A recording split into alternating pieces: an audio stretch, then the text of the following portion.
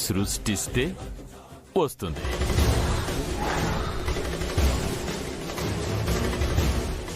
మనందర్నీ సృష్టించింది ఆ బ్రహ్మదేవుడైతే చనిపోయిన రాజనందిని సృష్టించింది మాత్రం ఈ జలంధరుడు.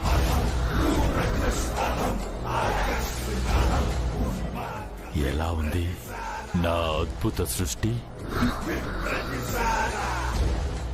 అంటే నా అక్క స్థానంలోకి నాకు తెలియకుండా తనకే తెలియకుండా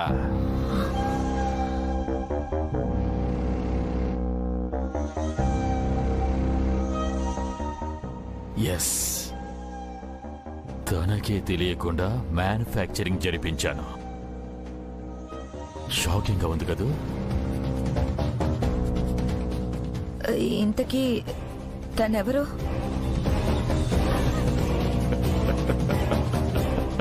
తనకే తెలీదు.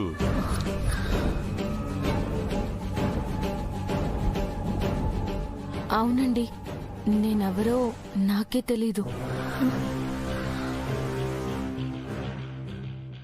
సో తను ఎవరు అనేది మైండ్లోంచి తీసేసి అసలు విషయానికి వద్దాం. మనిద్దరి శత్రువు ఒక్కడే, ఆర్యవర్ధన్. ఒకరిది చంపాలన్న పగ అయితే ఒకరిది కట్టు బట్టలతో సహా రోడ్డు మీదకి తీసుకురావాలన్న పంతం. ఇలా అతని మీద మనకి పగ, పంతం చాలా ఉంది. అందుకే ఈ అద్భుత సృష్టి. జలంధర్, స్ట్రైట్ గా పాయింట్ కి రా. ఏముంది? తారుమారు చేసో తక్కెడమారు చేసో ఫింగర్ ప్రింట్స్ మ్యాచ్ అయ్యేంత వరకు తీసుకొచ్చా. కానీ రేపు కోర్టులో ఫైనల్ గా ప్రవేశపెట్టే డిఎన్ఏ రిపోర్ట్లో కూడా తనే రాజనందిని అని ప్రూవ్ చేయగలిగితేనే నా సృష్టికి ఫలితం దక్కినట్టు. అప్పుడు ఆర్య చచ్చినట్టు.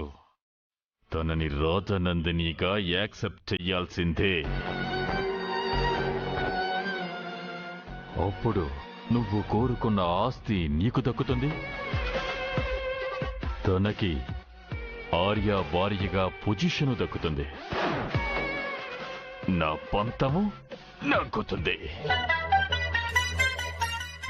ఇవన్నీ జరగాలంటే రాజనందిని చెల్లివైన నీ డిఎన్ఏతో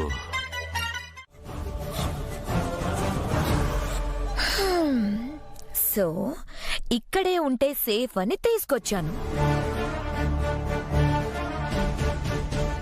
ఒకవేళ ఈ 10 రోజులు నీ స్థానాన్ని నువ్వు ఎంజాయ్ చేస్తానంటే నేను తీసుకొని వెళ్ళిపోతాను.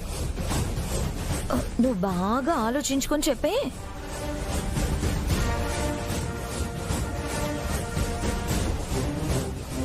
ఏంటి, మమ్మల్ని బ్లాక్మెయిల్ చేస్తున్నారా?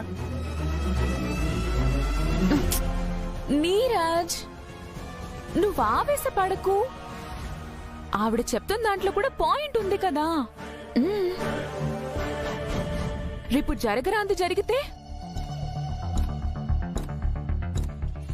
అమ్మో అమ్మో, ఊహించుకుంటేనే భయంగా ఉంది.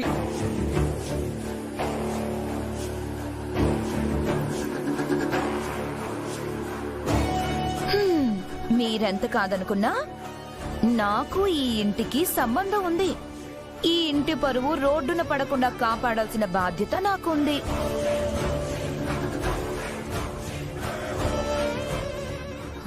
నా కోసం మీరింత ఆరాటపడుతుంటే ఎంత హ్యాపీగా ఉందో తెలుసా?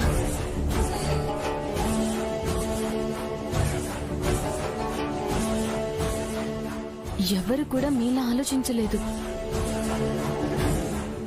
నాకున్న మతి మరుపుని వాడుకోవాలనుకున్నారు. కానీ మీరొక్కరే నాకు న్యాయం చేయాలనుకున్నారు. మీ మేలు జన్మలో మర్చిపోలేను. ఇన్ని సాక్ష్యాలు, ఆధారాలు ఉండగా ఎందుకు మీరు నన్ను యాక్సెప్ట్ చేయలేకపోతున్నారు?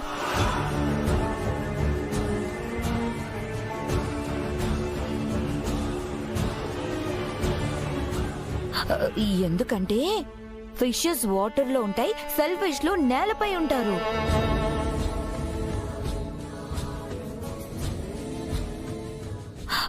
ఈ ఆస్తి మొత్తం నీ సొంతం అవుతుందన్న స్వార్థం, సెల్ఫిష్నెస్.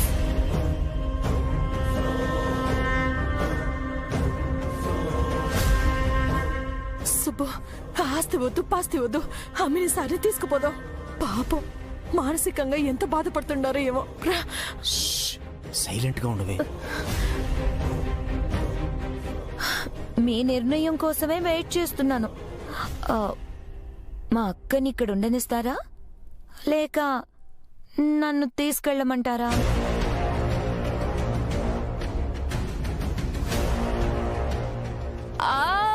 వద్దండి. బాబాయ్, పిన్ని, ఏంటి మీరు ఇక్కడే కూర్చున్నారు? కిందికి వెళ్ళి బ్రేక్ఫాస్ట్ చేయండి. మీకోసం చాలా వెరైటీస్ చేయించారు. వద్దమ్మా, ఆఖరిగా లేదు.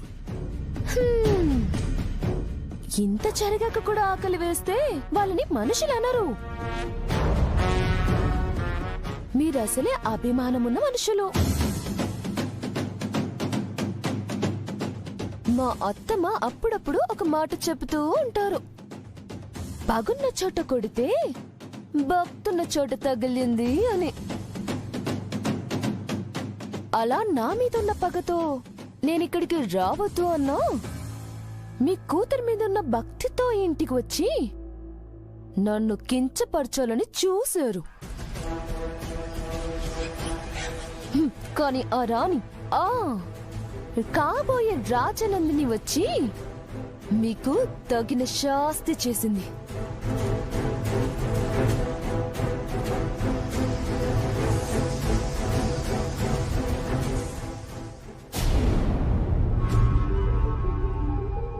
అను, నువ్వు కూడా కూర్చొని బ్రేక్ఫాస్ట్ చేయి.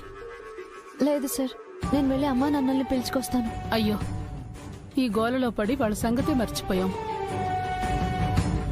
ఇదంతా విని వాళ్ళు కిందికి రాలేదేమో. లేదత్తమ్మా, నేను వస్తూ పిలిచాను. అప్పటికి వాళ్ళు ఇంకా రెడీ కాలేదు. తర్వాత వస్తామన్నారు.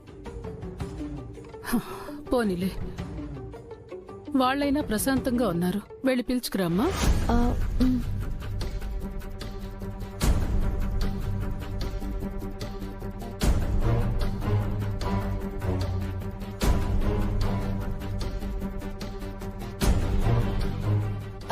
టిఫిన్ కి రాకుండా ఇక్కడేం చేస్తున్నారు?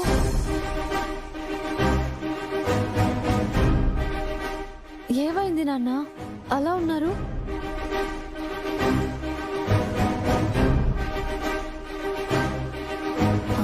Excuse me, if you don't mind, నేను మీతో కొంచెం మాట్లాడాలి. మాట్లాడొచ్చా? ఒకవేళ నాదేమైనా తప్పు ఉంటే ఐఎమ్ సారీ.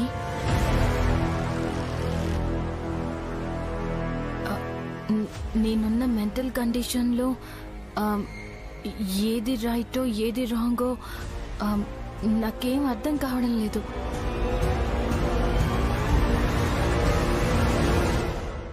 అవన్నీ తర్వాత మాట్లాడుకుందాం. ముందు టిఫిన్ చేయి. నేను చూస్తాను సార్.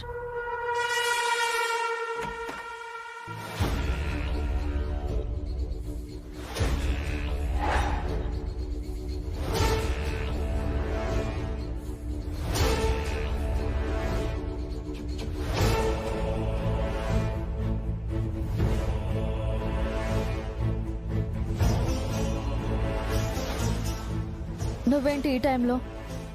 నేనుండాల్సింది ఈ గదిలోనే కదా.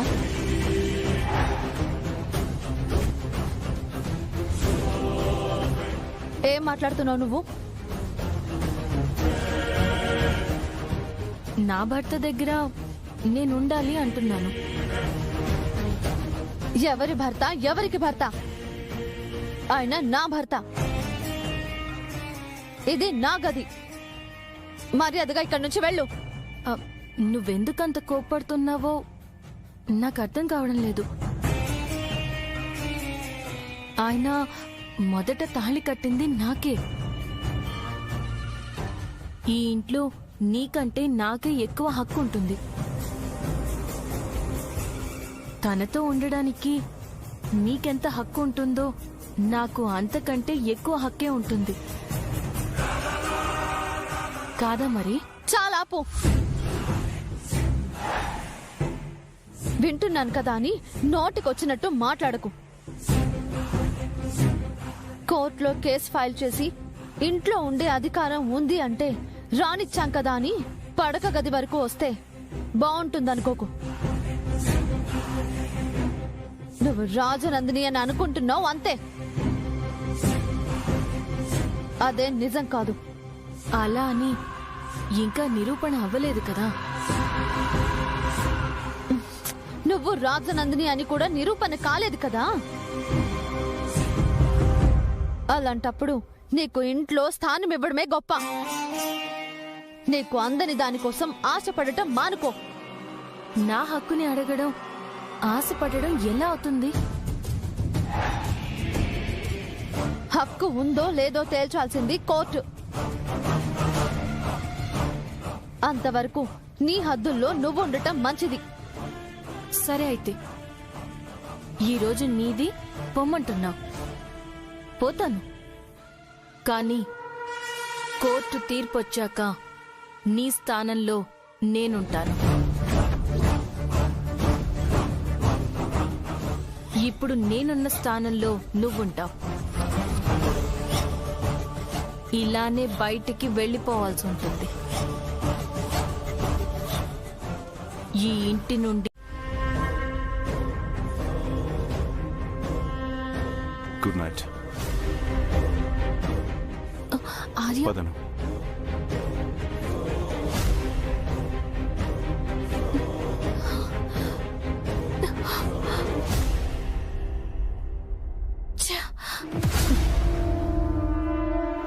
ఏంటి గదిలో ఒక్కదానివే ఉన్నావు? గొడవ చేసి అనుని పంపించేయమన్నాను కదా. అదే చేశాను, కానీ అనుతో పాటు ఆయన కూడా వెళ్ళిపోయారు. అనుకున్నాను అను బ్రోయిన్లకి ఏం మందు పెట్టిందో ఏమో కానీ దాని వెంట కొంగు వదలకుండా తిరుగుతూనే ఉన్నారు. ఆ ట్రిక్స్ ఏదో అసలు నాకు తెలిస్తే బాగుండు. సర్లే, డిసప్పాయింట్ అవ్వకు. Failures are the stepping stones for the victories. ఈ రోజు కాకపోతే రేపు నీదేలే. Don't very.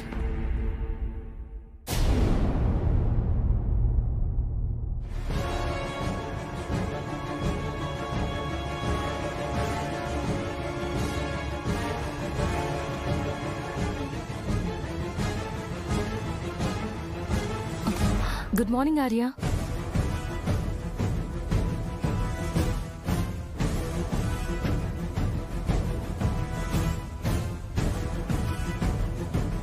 ఓ, అప్పుడే ఆర్య అని పిలిచేస్తున్నానేంటా అని చూస్తున్నావా? నిజం తేలిపోయాక ఎలాగో అలాగే పిలుస్తాను కదా అని ముందే కాస్త చొరవ తీసుకున్నాను అంతే. ఓకే, నీకిష్టం లేకపోతే సార్ అనే పిలుస్తాను. అయినా పిలుపులో ఏముంది, మన బంధం ముఖ్యం. కానీ సరేలే, త్వరగా వెళ్ళి ఫ్రెష్ అప్ అయ్యిరా, నేను కాఫీ తీసుకుని వస్తాను.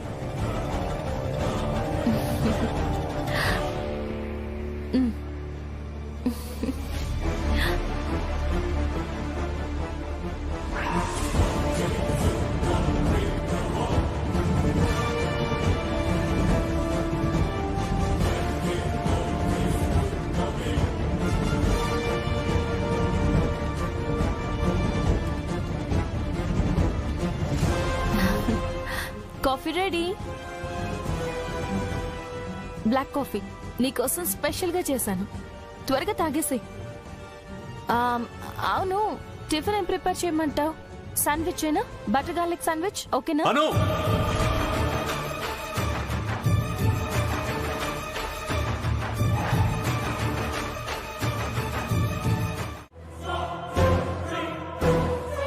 done. Go and play. అంటే అది ఎప్పుడో so many years back habit కదా. ఇష్టంగా అలవాటు చేసుకున్న దాన్ని అంత ఈజీగా మర్చిపోలేరు.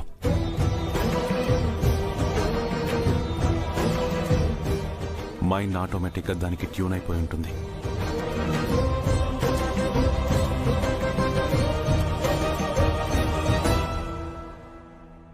జస్ట్ స్టార్ట్ చేయి, ఫ్లో అదే వస్తుంది.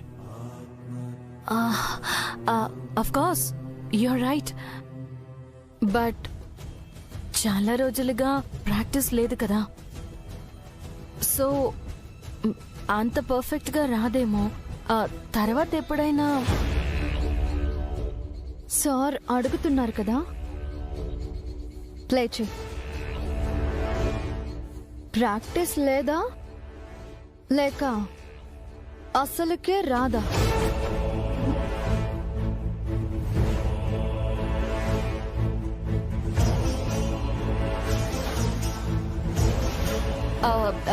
ఎందుకు రాదు? డెఫినెట్ గా వచ్చి ఉంటుంది. అందరి ముందు ప్లే చేయమనేసరికి తను షై ఫీల్ అవుతున్నట్టుంది. తనని సంగీత కచేరీ పెట్టమనట్లేదు మేడం, ఉన్న టాలెంట్ ని ప్రదర్శించమంటున్నారంతే. నేను అడుగుతున్నా కూడా నువ్వు ప్లే చెయ్యను అంటున్నావంటే. Oh okay okay okay, I'll try. ఇలా బుక్ అయిపోయినేంటో దేవుడా.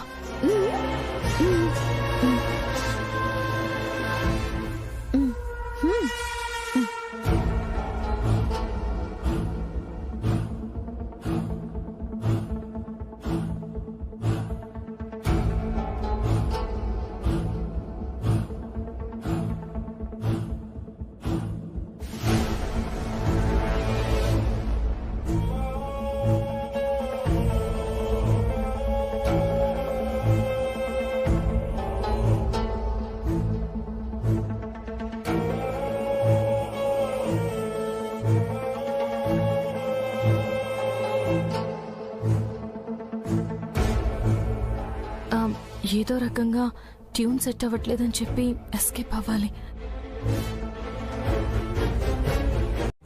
కాస్త కుదురుగా ఉంటావా? అలా కదులుతుంటే కట్టెలా కట్టను? నేను కూడా తనని కుదురుగా ఉండమని చెప్పడానికే వచ్చాను. తన ఆట కట్టించడం మీ వల్ల కాదు. ఏంటి? అదే కట్టు కట్టడం అని అంటున్నాను.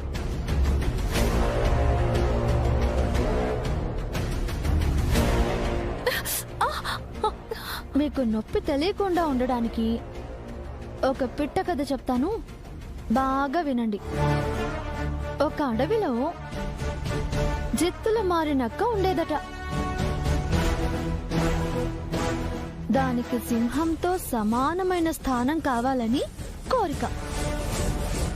ఒకరోజు పొరపాటున దాని ఒంటికి నీలిరంగు అంటుకుపోయి అదొక విచిత్ర జీవిలా మారిపోయింది.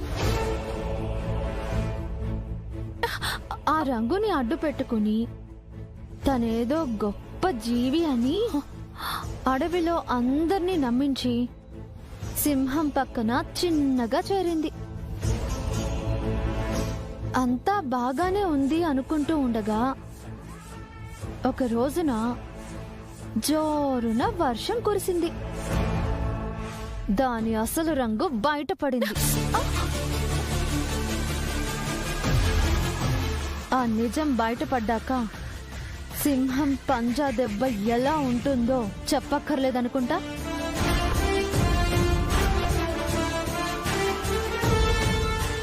ఏంటి, ఇండైరెక్ట్ గా తనని బెదిరిస్తున్నావా? లేక తను రాజనందిని కాదు ఆ ముసుగులా వచ్చిందని ప్రూవ్ చేయాలనుకుంటున్నావా?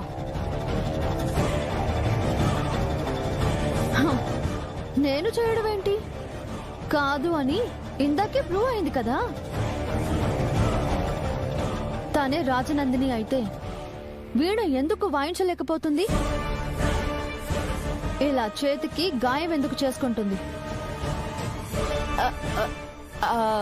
పట్టుకున్నావులే పెద్ద లా పాయింట్. తను ఎప్పుడో నేర్చుకుంది, తనకి ఇప్పుడు ఎలా గుర్తుంటుంది? తన ప్రాబ్లమే మర్చిపోవడం కదా. అంత మాత్రాన తను రాజనందిని కాదని నువ్వెలా అంటావు? ఎందుకంటే అదే నిజం కాబట్టి. ఆ విషయం తనకి తెలుసు కాబట్టి. అలాగా? తను రాజనందిని కాదంటున్నావు, సరే. మరి అసలు రాజనందిని ఎవరు చెప్పు. నువ్వా?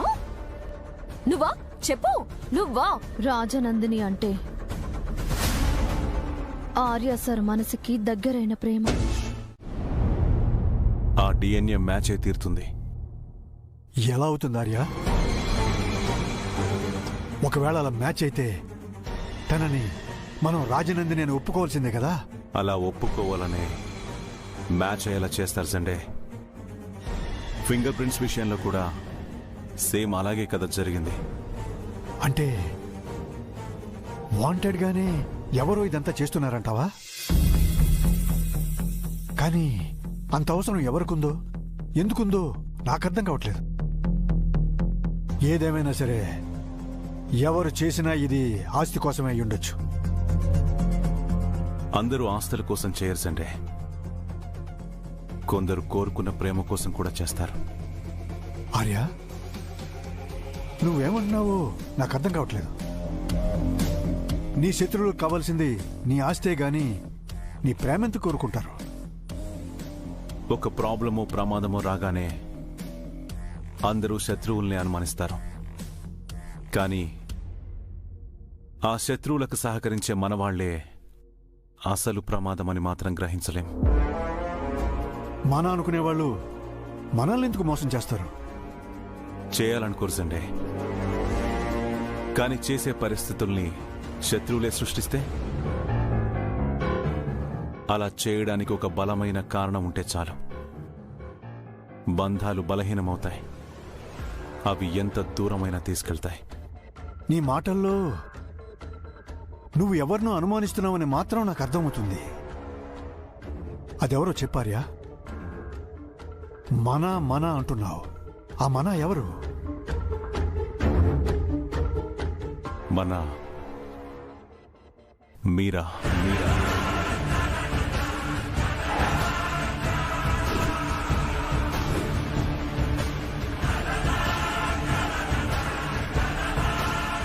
మీరానా? మీరా ఎందుకు ఇలా చేస్తుంది? అందులోనూ నీకు ప్రాబ్లమ్స్ ఎందుకు క్రియేట్ చేస్తుంది? నా కోసమే. అంటే తనే వెనకుండి ఇదంతా నడిపిస్తుందంటావా? కాదు, వేరే వాళ్ళు నడిపిస్తుంటే తానే ముందుండిదంతా చేస్తుంది. ఆర్య, ఎస్ అండే. రాణి మరెవరో కాదు, మీరానే. రాణి మరెవరో కాదు, మీరానే.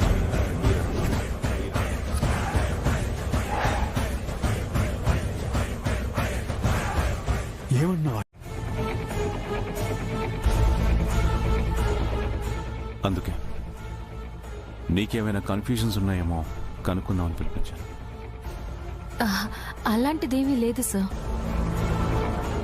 నాకు వర్క్ ఈజీగానే ఉంది. I can manage perfectly.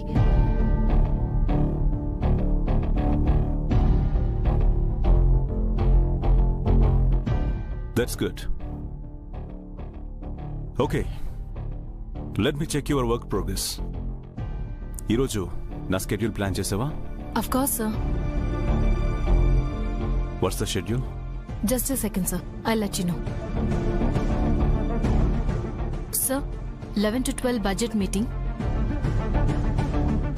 12:30 to 2 site visit. And 4 to 5 tender plans. And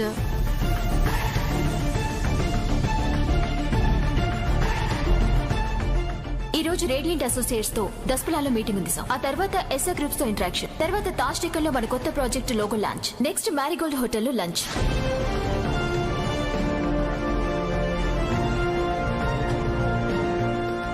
so that's it sir, we are done for the day. Well plan. Sunday Arya, తనేంటో తన వర్క్ ఏంటో నీకు అర్థమైందా? యా, నాకు ఇప్పుడిప్పుడే ఓ క్లారిటీ వస్తుంది ఆర్య.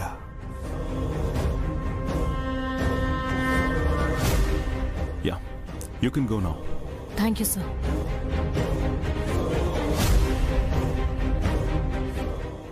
మీరా, yes sir, yes sir, yes sir, yes sir, yes sir, yes sir, yes sir.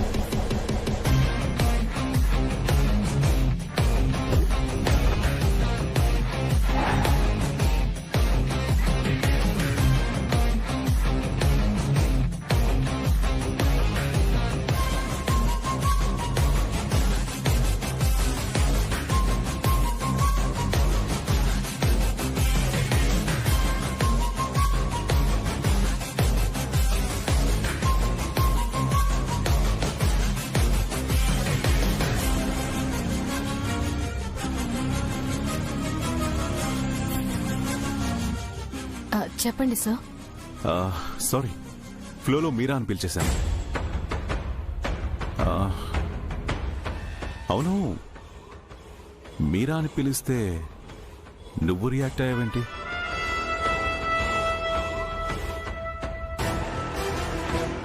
మీరానా? ఏంటి, ఆర్య నీతో కలిసి సత్యనారాయణ వ్రతం జరిపించమన్నాడా? ఇది నిజంగా ఆలోచించాల్సిన విషయమే. నాకు ఏమీ అర్థం కాలేదు, ఒక్కసారిగా షాక్ అయిపోయాను. అంటే నువ్వు రాజనందిని అని నమ్మినట్టేనా, లేక ఇందులో ఏదైనా స్ట్రాటజీ ఉందా? మేబీ ఫింగర్ ప్రింట్స్ మ్యాచ్ అయ్యాయి కదా, ఇక డిఎన్ఏ కూడా మ్యాచ్ అయిపోతే ఎలాగో కాంప్రమైజ్ అవ్వాల్సిందే అని ముందుగా ప్రిపేర్ అవుతున్నాడా? మరి అను పరిస్థితి ఏంటి? అసలు నాకు ఈ విషయంలో ఎలా రియాక్ట్ అవ్వాలో కూడా తెలియడం లేదు. రియాక్ట్ అవ్వడమేముంది, వచ్చిన ఆఫర్ని హ్యాపీగా యాక్సెప్ట్ చేయడమే. అయినా భార్య స్థానంలో కూర్చోపెట్టి నీతో కలిసి వ్రతం చేస్తానంటే నిన్ను భార్యగా యాక్సెప్ట్ చేసినట్టే కదా. దానికెందుకు ఇంతగా ఆలోచించడం? ఎందుకంటే ఆర్య సార్ యాక్షన్స్ వెనక ఆలోచనల్ని మనం గెస్ చేయలేం కాబట్టి. అదే నా టెన్షన్. చూడు, ఊరికే ఎక్కువగా ఆలోచించుకో. వచ్చిన అవకాశాన్ని యూజ్ చేయడం ఎలాగా అనేది ఆలోచించు. వ్రతంలో క్లోజ్ అయ్యి తనని కాస్త బుట్టలో వేసావే అనుకో, నెక్స్ట్ డైరెక్ట్ గా శోభన ముహూర్తం పెట్టించొచ్చు. ఎవరికి తెలుసు? అక్కడ ఆర్యవర్ధన్ అల్లాటప్ప వ్యక్తి కాదు, వీక్నెస్లకి పడిపోవడానికి. ఎంత వారైనా కాంతాదాసులే అని ఊరికే అన్నారా? ఫస్ట్ మైండ్ లో నెగటివ్ థాట్ తీసేసి పాజిటివ్ గా ప్రొసీడ్ అవ్వు, అంతే. ముఖ్యంగా నువ్వు డైలమాలో ఉన్నట్టు ఎవరికి అనుమానం రాకూడదు. ఆర్యవర్ధన్ భార్యవి అన్న కాన్ఫిడెన్స్ లో ఉన్నట్టే ఉండాలి, లేదంటే మొదటికే మోసం వస్తుంది. నువ్వెంత చెప్పినా నాకేదో టెన్షన్ గానే ఉంది. చూడు, లేనిపోని టెన్షన్స్ ఏం పెట్టుకోకు. ఆర్యవర్ధన్ పక్కన స్థానం కావాలని కోరుకున్నావు, అదే నీకు దక్కబోతుంది. ఇంతకు మించి నువ్వేం ఆలోచించుకో. వన్స్ నువ్వు రాజనందిని అని ఆర్యవర్ధన్ అండ్ తన ఫ్యామిలీ యాక్సెప్ట్ చేస్తే చాలు. ఆ తర్వాత జరగాల్సిన కథ మేము నడిపిస్తాం. Okay? Okay, but be careful. Sure.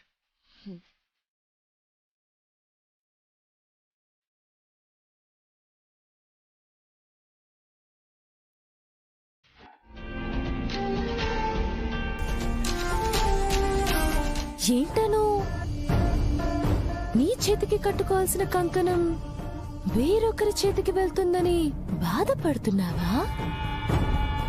దీనే తలరాత అంటారు. ఎవరికి దక్కాల్సింది వాళ్ళకి దక్కే తీరుతుంది. నిన్నటిదాకా నా భర్త నా కుటుంబం అంటూ మురిసిపోయా. చివరికి రోయిన్ల మనసు ఎలా మారిపోయిందో చూసావు కదా. తనతో కలిసి వ్రతం చేసుకోవాలని డిసైడ్ అయిపోయారు అంటే ఆల్మోస్ట్ తనని రాజనందినిగా బ్రోయిన్ల తన మొదటి భార్యగా అంగీకరించినట్టేగా. ఇప్పుడు ఈ ఇంట్లోని స్థానం ఏంటో చెప్పనా? పని మనిషికి ఎక్కువ, పెళ్ళానికి తక్కువ. ఇప్పుడు వ్రతానికి ఏర్పాట్లు చేస్తున్నావు. త్వరలో వాళ్ళ శోభనానికి కూడా నువ్వే ఏర్పాట్లు చేయాల్సి వస్తుంది. మీరేమనుకుంటున్నారు మేడం? సార్ తనతో వ్రతం చేసుకుంటున్నారు అనగానే అంతా అయిపోయింది అనుకుంటున్నారా? నాకు వేరే దారి లేక కాంప్రమైజ్ ఇవన్నీ చేస్తున్నాను అనుకుంటున్నారా? మరి కాదా? ముమ్మాటికి కాదు. సార్ ఒక పని చేస్తున్నారంటే అందులో నిగూఢంగా ఏదో మంచే దాగుంటుంది. పైకి అది అర్థం కాకపోవచ్చు, కానీ అర్థం అయిన తర్వాత ఆలోచనకి మీ దిమ్మ తిరిగిపోతుంది. అని పగటి కలలు కంటున్నావా, లేక నీకు నువ్వే నచ్చ చెప్పుకుంటున్నావా? పగటి కలలు కంటుంది మీరు, నేను కాదు. నిజమే, నాకు నేను నచ్చ చెప్పుకుంటున్నాను, కానీ అంతా అయిపోయింది అన్నట్టు మాత్రం కాదు. ఆర్య సార్ ఆట ఆరంభించారు, కాస్త ఓపిగ్గా ఉండు.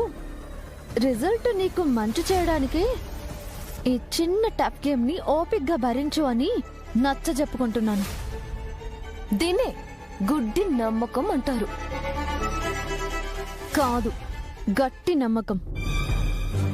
నా భర్త నాకు అన్యాయం చెయ్యరు అనే గట్టి నమ్మకం. ఎందుకు నేను అర్జెంటుగా కలవమన్నావు? మనం ఇలా చీటికి మాటికి కలవడం అంత మంచిది కాదు కదా. ఎవరైనా పసిగట్టారంటే మొత్తానికి దొరికిపోతాం. మరేం చేయమంటావు? ఈ టెన్షన్ నేను తట్టుకోలేకపోతున్నాను. ఏం జరిగింది? వ్రతంలో కూర్చుంటే అన్ని ప్రాబ్లమ్స్ సాల్వ్ అయిపోతాయి, నువ్వే రాజనందిని అని యాక్సెప్ట్ చేసినట్టే అని అన్నావు. అసలు అక్కడ ఏం జరిగిందో తెలుసా?